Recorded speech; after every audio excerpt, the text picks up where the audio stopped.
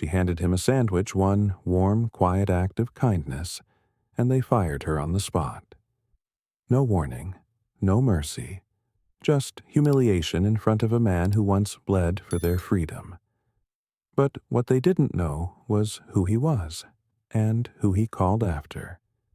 7 days later, 4 Marines walked into that cafe uniforms, pressed eyes locked and vengeance silent. They didn't raise their voices. They raised the nation. They fired me for a sandwich. That's the part that keeps playing over and over in my head, like some cruel joke the universe never gets tired of telling. 1 turkey sandwich, toasted rye, hold the mustard. That was it. The crime. The unforgivable act that cost me my job, my pride, and nearly my sanity. And the man I gave it to, he just sat there, eyes low, shoulders shaking, whispering, "I didn't mean to get you in trouble, ma'am. But let me start from the beginning. My name's Ellie Harper. I'm 29, a single mom, barely scraping by in a town that values silence more than truth. I waitressed at a cafe called Darla's Diner, one of those small-town joints with a neon sign that buzzes at night like a dying bee.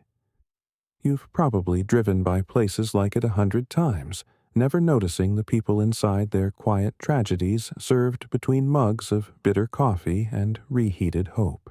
And that man, the one they called a nuisance, a beggar, a fraud, he came every Tuesday. Always 3:27 p.m.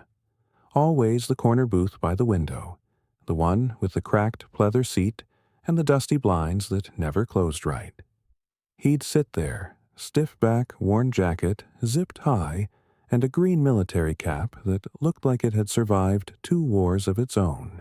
He never ordered anything, just water. No lemon, no ice. Most people ignored him. The manager said he made paying customers uncomfortable. But me, I saw someone who didn't need another cold shoulder. I first noticed him 6 months ago. He thanked me for the water.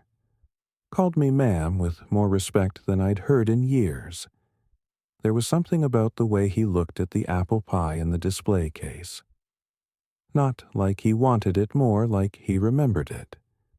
Like he was staring through glass at a piece of his own past. He reminded me of my granddad, a Marine too. Died before Max was born. Max is my boy, 6 years old, curly hair, 1 dimple, the reason I keep standing every time the world kicks me in the ribs. My granddad used to say a man's dignity is measured not by what he owns, but by what he remembers. So last Tuesday, I brought the man a sandwich. It was cold outside, windy. One of those days where the sky feels like it's pressing down on your shoulders. I had a few extra tips in my pocket, and I told myself, toasted rye Ellie. Like Grandpa liked it. No mustard. I placed it in front of him gently, like it was something sacred. He looked up, confused. I didn't order anything. It's on me, I said. It's cold. You shouldn't be. He smiled. Just a flicker. Like the memory of a smile. You sure? Yeah, I whispered. I'm sure. But then the click-clack of heels on tile snapped that moment in half. Miranda. If entitlement wore lipstick, it would look like Miranda Evans, manager of Darla's Queen of Laminated Policy Manuals, Destroyer of Joy. Every inch of her screamed, I watch reality TV for the fights. She carried a clipboard like it was a sword, and she wore her authority like perfume, strong, artificial, impossible to ignore. She marched over arms, crossed her red stilettos, slicing through the aisle like a blade through butter. Ellie, she said, cold, sharp, office, now. I froze. The man lowered his gaze like he'd done something wrong, like eating a sandwich was shameful. Inside the office, she didn't even sit down. Just stood over me with that clipboard, waving it like a badge. You know the rules, she said. No unauthorized comped food. He's a veteran, I replied quietly. And this is a business, she snapped. Not a soup kitchen. I stared at her. At the stupid motivational poster behind her desk, kindness is free. Irony should have punched her in the face right then. I'll pay for it myself, I said. Out of my tips. That's not the point, she snarled. You made a decision without clearance. That's insubordination. That's theft. The word hit me like a slap. Theft. I fed a man, I said. You call that theft? She didn't blink. You're terminated. Clean out your locker. Just like that. No second chances. No warning. Just done. Over a sandwich, I walked out in silence. The cafe buzzed with normalcy customers sipping coffee forks, clinking on plates, conversations about weather and football. And there he was, still sitting in that booth, still staring at that sandwich like it might disappear if he blinked. I stood there for a second, unsure what to do. Then I walked out, into the rain, my apron still tied around my waist, my shoes soaked instantly, my dignity unraveling with each step. Halfway home, my phone buzzed. I pulled it out. Unknown number. What you did was right. No name, just that. I didn't know it yet, but that message was the first crack in the dam. That night, I microwaved leftover soup for Max and told him it was Mommy's special recipe. He smiled, told me it was better than school lunch, and hugged me like I still mattered. After he went to bed, I sat in the dark. My apartment was cold. I couldn't afford heat until next payday, which now might not come at all. I thought about that man, about how his hands shook when he reached for the water, about how carefully he folded his napkin, about the scars I could almost see beneath his quiet. And I realized something. Maybe he wasn't the one who needed saving. Maybe it was me. The morning after I was fired felt like waking up in someone else's life. My alarm still went off at 6:15 like it always did, buzzing and blinking, and reminding me that Max needed breakfast, and I needed a miracle. But there was no uniform to iron, no shift to rush to, no reason to pretend the world hadn't turned its back on me. I made oatmeal for Max, added a few chocolate chips, and told him it was Sunday morning oatmeal, even though it was Thursday. He smiled, dimple showing, and I smiled back like everything was still okay. Moms lie with their eyes when their mouths can't. After he left for school, I sat at the kitchen table with a cup of coffee I couldn't afford. My hand shook. Not from the caffeine, from everything else. Rent was due in 9 days. My savings, what little there was meant for Max's shoes, and maybe a used coat for the winter. Not for covering rent because I fed someone. I wanted to scream. I wanted to punch walls. But mostly, I just wanted someone to look me in the eye and say, "You did the right thing." The message from the unknown number still sat on my phone. What you did was right. I'd read it 17 times. My thumb hovered over reply, but I didn't know what to say. Who were they? How did they know? And why did their words feel more real than my own reflection? Around noon, I walked to Darla's diner. I didn't plan to go in, God no, but something in me needed to see it. To stand across the street and remind myself it was real, that they'd really done that to me, that feeding someone really cost me everything, and there it was. The neon sign still flickered. Miranda still patrolled the counter like a warlord guarding her kingdom. Her lipstick was fresh. Her heels were loud, and he was there, the veteran. Same booth, same time, same silence, except this time there was no water in front of him, and no sandwich, of course. Just him, sitting alone, forgotten, like a statue that people walk around and never look at. I stood there for minutes, maybe hours, watching. Then I turned to leave. But before I could cross the street, I heard the faint shuffle of movement behind me. I turned. It was him, the old man. He had followed me. He wasn't fast. His limp was sharp, almost painful to watch, but his eyes, they locked onto mine like he'd been waiting decades for this moment. "You fed me," he said, like he still couldn't believe it. Yeah, you lost your job." I did. He looked down. His hat faded, and worn shielded half his face. "Didn't mean to cause trouble." "You didn't," I replied softer now. "They did." He stepped closer, reaching into his coat. My stomach clenched for a second, but he pulled out a sandwich bag. Inside it, the turkey sandwich, still wrapped, untouched. "I didn't eat it," he said. "Not after I saw them yell at you." I couldn't. It didn't feel right. My throat tightened. "You kept it." He nodded. "Didn't have the heart to throw it away. Not after what it cost." Silence settled between us, heavy as the clouds above. "I'm Walt," he said. "Walt McLaren, retired Marine. 1st Division, Vietnam." I shook his hand. It was cold, rough, calloused from decades of war and worry. "I'm Ellie. You're a good woman, Ellie. Not according to Miranda." He chuckled, and it was the first time I saw joy touch his face. Just a flicker, like sunlight through fog. "I told some friends," he said. "Friends, brothers, really. Marines. We stay in touch.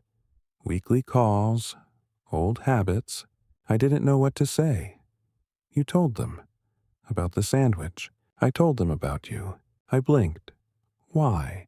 "Because decency is rare, and courage even rarer.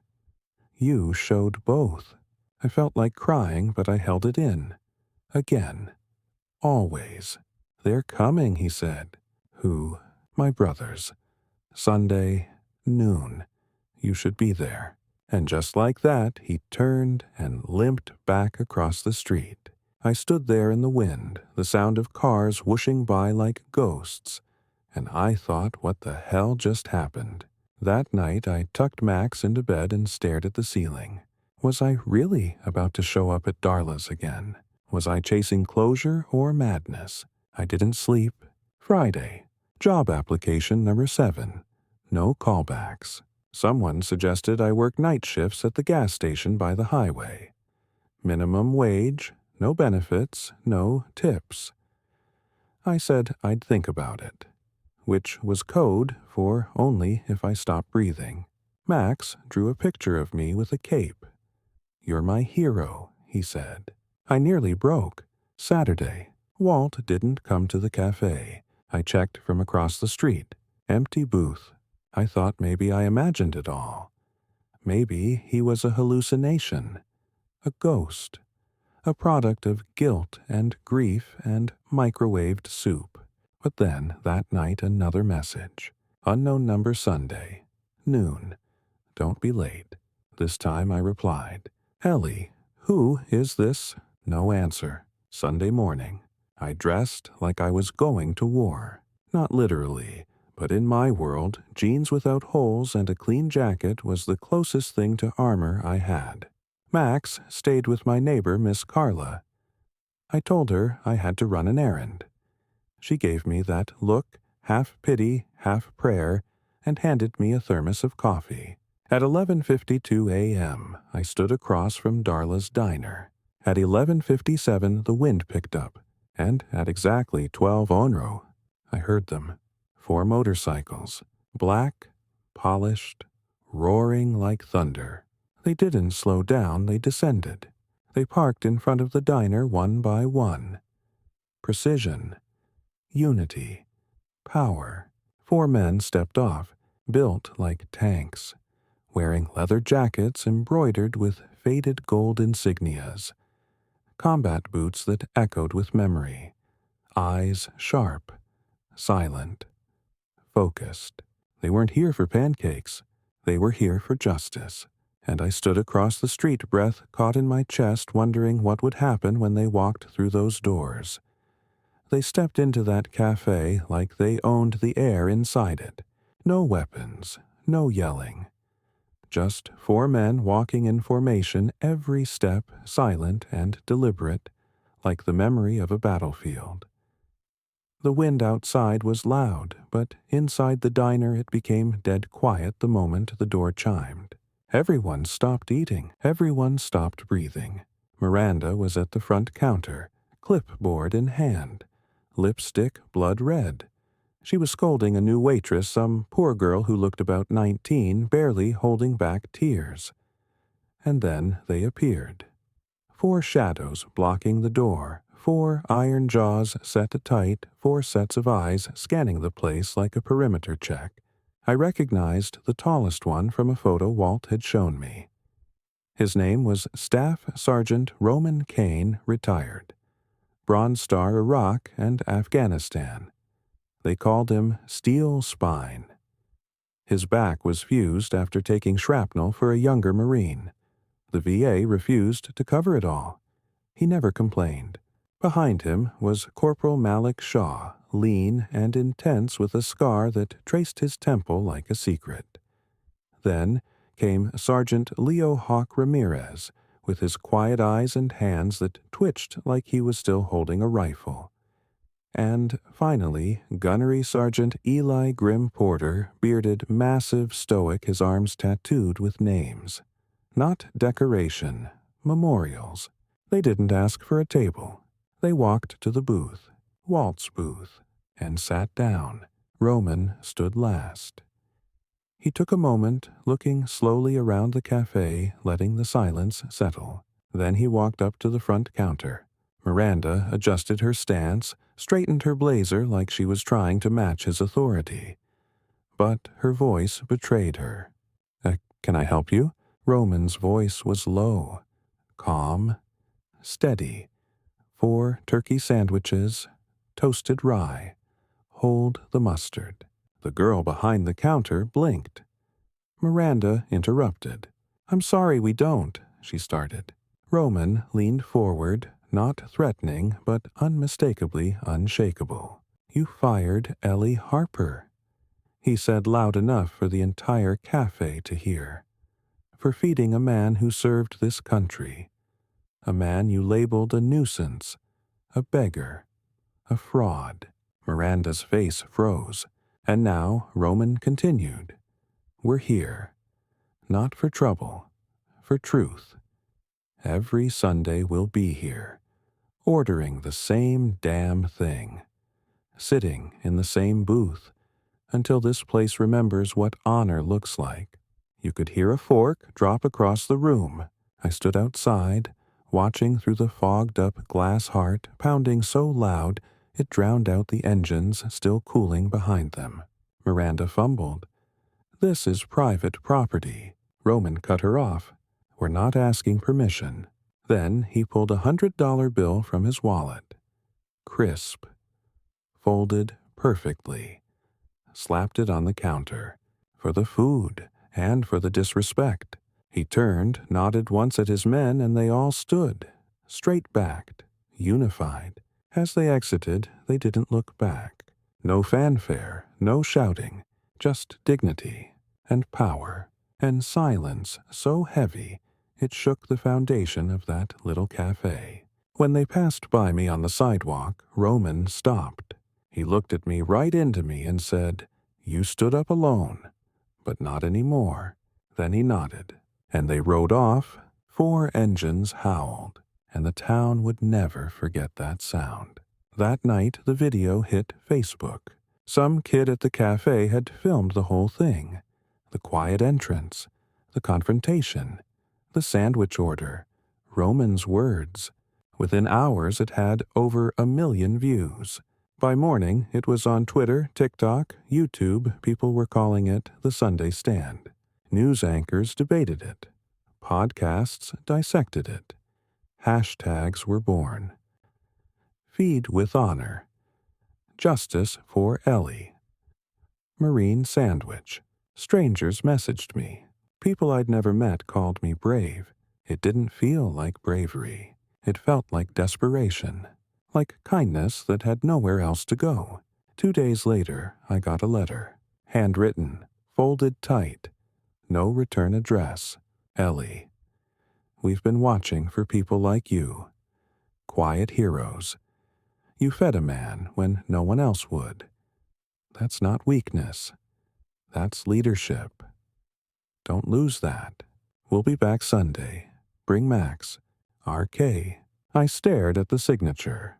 R.K. Roman Kane. I didn't know whether to cry or scream or laugh. Maybe all of it. That Sunday I returned. This time not as a waitress. Not as a fired employee. As a guest with my son. Max wore his Spider-Man hoodie and asked a million questions on the way there. Will the soldiers have swords? Can I sit on a motorcycle?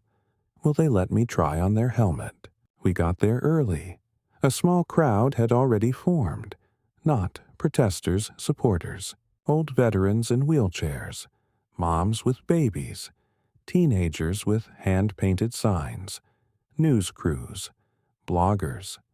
Local cops standing quietly respectfully. And right at noon they came again. Same roar, same walk, same booth. This time Roman saw me and waved me over. He stood, offered his seat. No one should lose their job for doing what's right. Then he turned to Max. You hungry, buddy? Max nodded. Roman knelt eye level. Then sit here. Heroes eat first. I watched my son sit in Walt's booth, laughing with men who had seen hell and still chose kindness. And I knew this wasn't just a protest anymore. It was a movement. I never imagined 4 turkey sandwiches could start a firestorm. But by the 4th Sunday, the line outside Darla's diner wrapped around the block. People brought flags, signs, portraits of loved ones who served. Strangers stood shoulder-to-shoulder veterans with tear-filled eyes. Kids waving hand-drawn thank-you posters and waitresses from other towns who came just to say, "We saw what they did to you. It won't happen here." And there I was, standing next to Max, holding his hand, watching a small town wake up from decades of sleep. It didn't happen all at once. At first, it was just whispers, quiet sympathy behind counters, supportive glances from folks who used to pretend not to see me. Then came the articles. Then the interviews. Then the outrage. The Sunday stand, they called it. A phrase born from a sandwich, now etched into headlines across the country. But with the noise came the storm. Miranda didn't go quietly. Monday morning I got a letter. This time not handwritten. Typed. Sealed. Law firm logo at the top. A cease and desist. They accused me of defamation, of inciting unrest and harassment of a private business. Max found me in the kitchen, staring at it, hands trembling. "Mom, are they bad guys?" I didn't answer, because I didn't know. Or maybe I just didn't want to believe how bad they really were willing to be. That same night, someone slashed my tires. No note, just silence, and rubber guts spilled across the driveway like a warning. I filed a report. The officer was kind, but unsure. "They've stirred up quite a crowd," he muttered. Wouldn't be surprised if someone wanted to shut it down. By scaring a single mom and a 6-year-old, I snapped. He looked away. That's the thing about small towns. Everyone knows the truth, but they rarely say it out loud. I tried to keep Max away from the diner after that. I told him it was getting too loud, too dangerous. But he didn't care. "These people aren't scary," he said. "They clap when I draw. They hug me. That place feels like church." And he was right. Each Sunday felt like a revival. Walt started showing up again. Every week he'd sit at the booth dressed in his cleanest coat medals pinned to his chest, not for show, but like armor. Some days he'd bring other vets. Others he'd just sip coffee and nod as people thanked him for his service. He never made a speech. He didn't need to. His presence was the speech. One Sunday, as the Marines stood by their bikes, I approached Roman. I got served papers, I told him. They're trying to silence me. He didn't flinch. You expected them to fight fair. No. Then don't act surprised. I exhaled. But I'm scared. Not for me, for Max. They know where I live. What if they? He interrupted me gently. They won't. How do you know? Because they don't understand the kind of people they've awakened. He looked me dead in the eyes. You're not alone, Ellie. You were never supposed to be alone. He handed me a card. Not a business card. A military one. Embossed with gold. No logo. Just 2 names. Honor Watch. Call them, he said. Tell them we sent you. I slipped the card into my coat like it was a match I didn't know when I'd need to light. By midweek, the story had reached Capitol Hill. A senator tweeted, "A mother loses her job for feeding a vet, and Marines stand up. This is America. This is who we are." Hashtags exploded. Talk shows invited me. One even offered to fly Max and me to New York. I said no. This wasn't about fame. This wasn't about clicks. This was about dignity. Then the twist came. Thursday morning, an anonymous email. Subject line: "You need to see this." Inside was an attached video. Grainy footage. Time stamped 3 months ago. It showed the back room of Darla's diner. Miranda, with 2 men in suits, handing over envelopes. Money. Laughing. And I told her if she gave away another damn sandwich, she'd be out the door. Miranda smirked on the video. "These veterans just milk the system anyway," one of the men replied. "And she's got a kid, right? She'll fold quick." I froze. I played it again and again. That night I showed it to Roman. He didn't say a word, just watched. Then he handed me back the phone and said, "It's time." Friday morning I called Honor Watch. They didn't ask questions. They just said, "We'll be there." Sunday. Tell no one. Sunday came. No motorcycles. No flags. Just tension. People sensed it. The booths were packed. Cameras ready, but quieter. Heavier. Max sat with Miss Carla. I kept checking the door. My stomach twisted tighter by the minute. Then, at 12:09 p.m., it happened. 4 men entered, not Marines. Suits. Badges. One read Federal Inspector, Veterans Affairs. The other Office of Labor Integrity. Behind them, cameras. Press. A man with a microphone. Miranda stepped forward. "What's going on here?" she demanded, eyes wide. The inspector replied, calm as ice. "We've received reports of labor violations, targeted harassment, and discrimination against veterans. We have probable cause." She blinked. "No one informed me." "You're informed now." Then the final man walked in. Tall, gray hair, medals on his chest. A general. Real. Decorated. Legendary. He didn't say a word. He walked past Miranda, walked past the counter, stopped at Walt's booth, saluted him. Walt stood, slowly, proudly, and returned the salute. Then the general turned to the room. "My name is General Peter Wexler, U.S. Marine Corps. Retired. I served with Walt McLaren. He saved 6 men in '69, and today it's my turn to stand for him." Miranda looked like a statue melting from the inside. The general continued, voice low but thunderous. "Any business that dishonors its veterans dishonors this nation, and we do not tolerate dishonor." The café erupted, applause, tears, shouts of support, and Miranda. She stumbled back. Her clipboard fell, hit the floor with a crack. No one picked it up, not even her. They thought I'd stay quiet after the applause, that I'd be satisfied with the salute, the headlines the justice served over coffee and camera flashes. But something had changed in me. Maybe it was watching a general bow his head to Walt. Maybe it was seeing Max, eyes wide, whisper, "Mom, you're like a superhero." Or maybe it was the way Miranda didn't just fall, she dissolved, and no one cared to catch her. But I knew this wasn't over.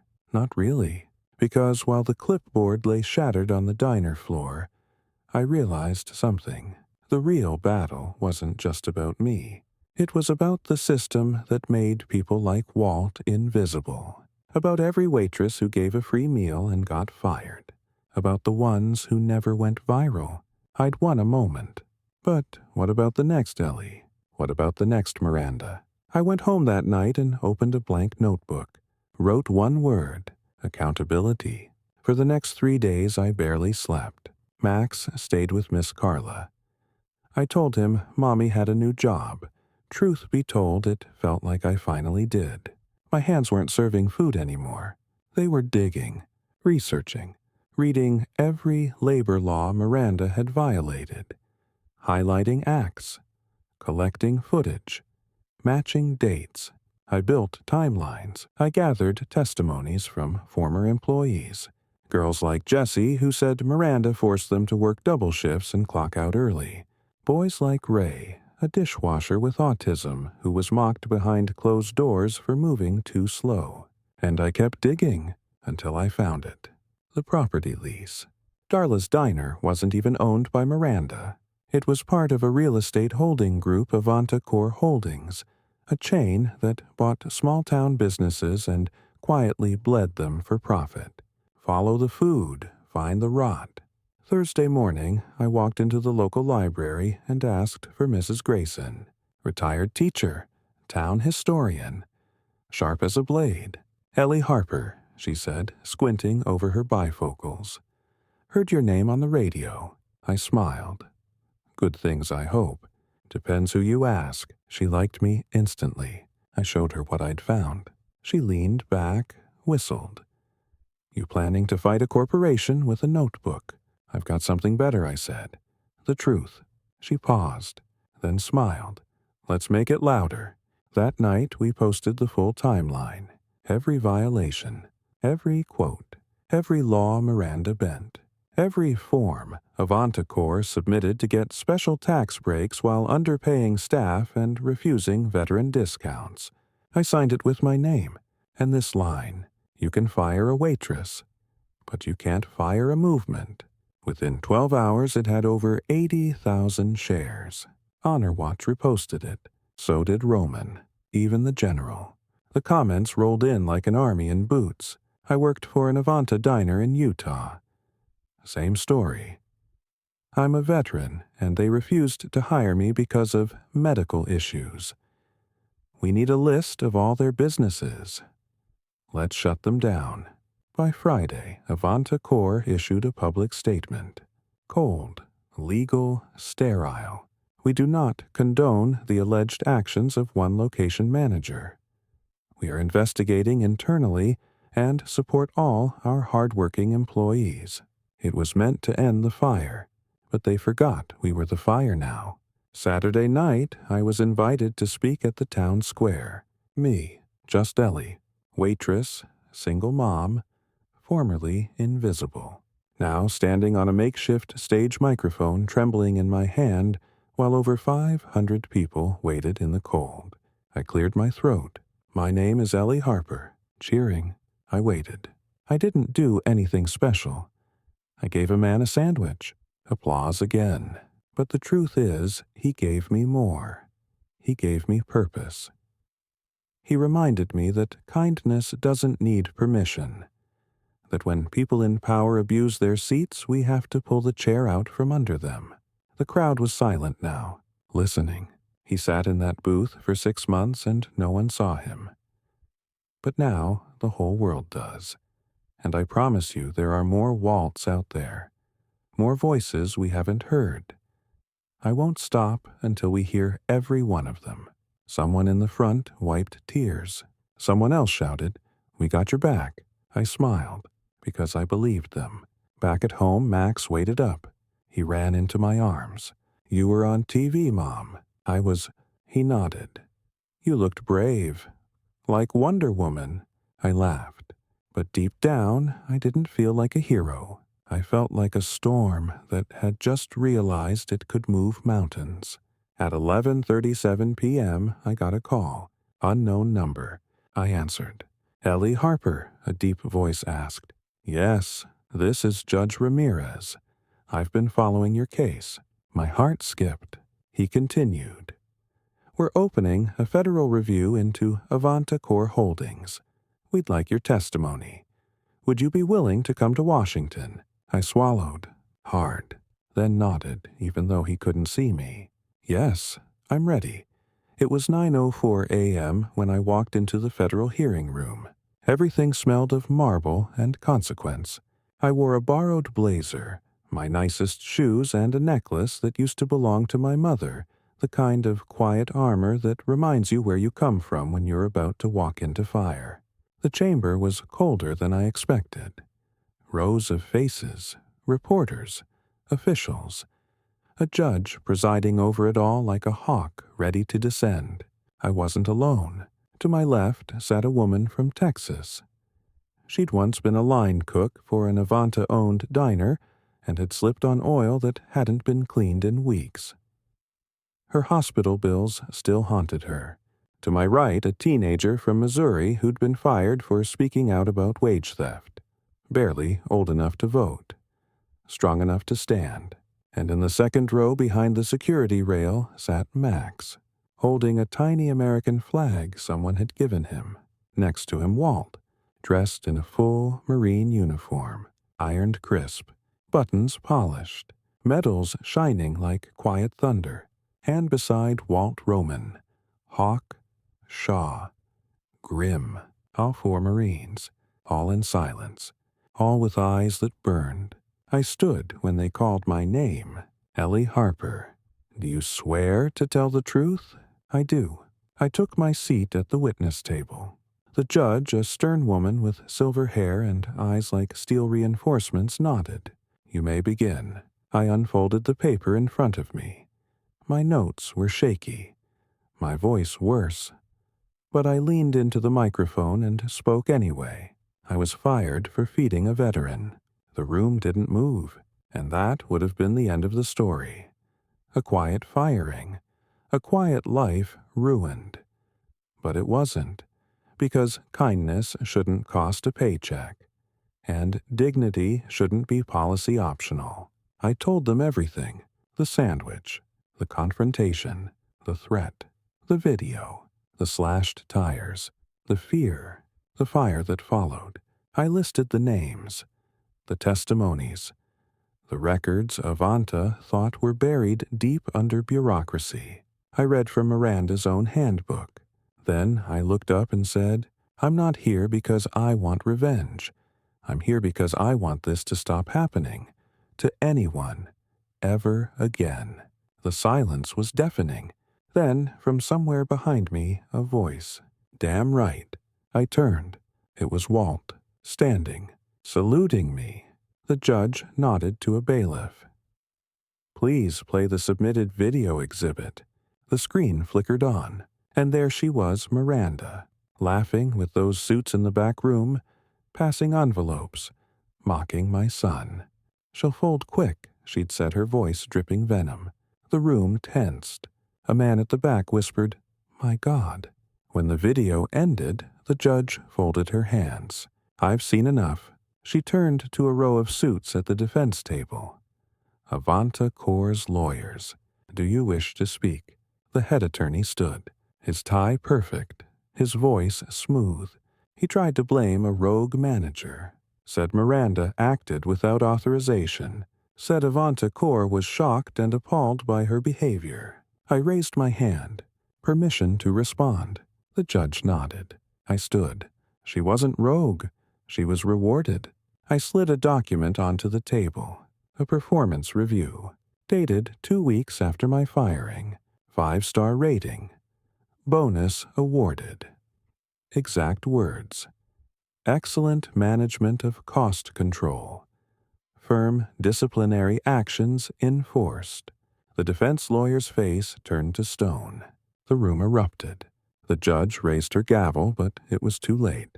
The fire had been lit again. Within an hour, the judgment was read. Avanta Corps was to be federally investigated for labor abuse, discrimination, and tax fraud. Miranda Evans was to be prosecuted for harassment, wrongful termination, and falsifying internal reports. A subpoena was issued on the spot.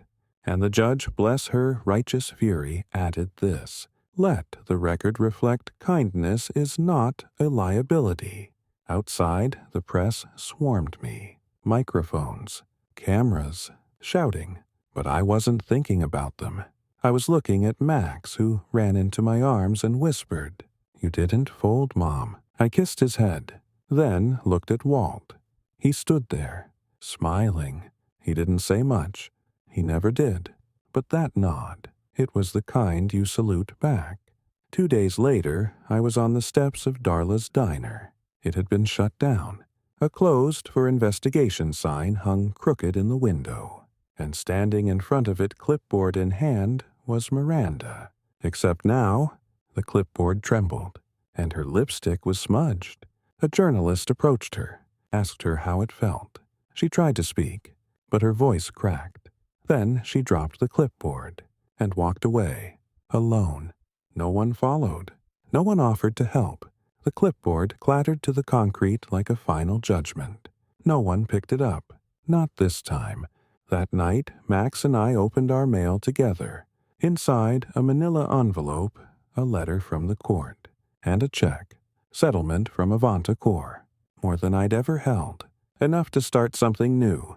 And a note from the judge. Use this, but never forget what you earned. The walls were bare when I first walked into the space. No sign, no customers.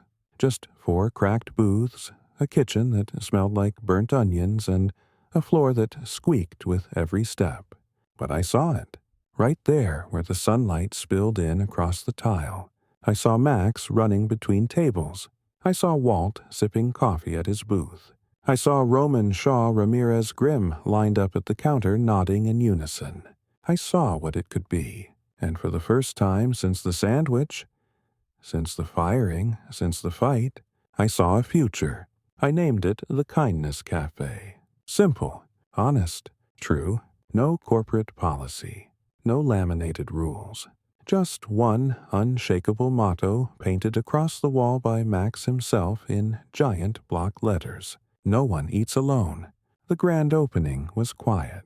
No ribbon-cutting ceremony. No press. Just community. Walt sat at the same corner booth. We'd saved it for him, rebuilt it, reupholstered it, even etched his name into the wood. People brought stories with their orders. Veterans told jokes they hadn't shared in years. Single moms got hugs with their coffee. Kids handed out crayon menus and wrote thank you notes on napkins.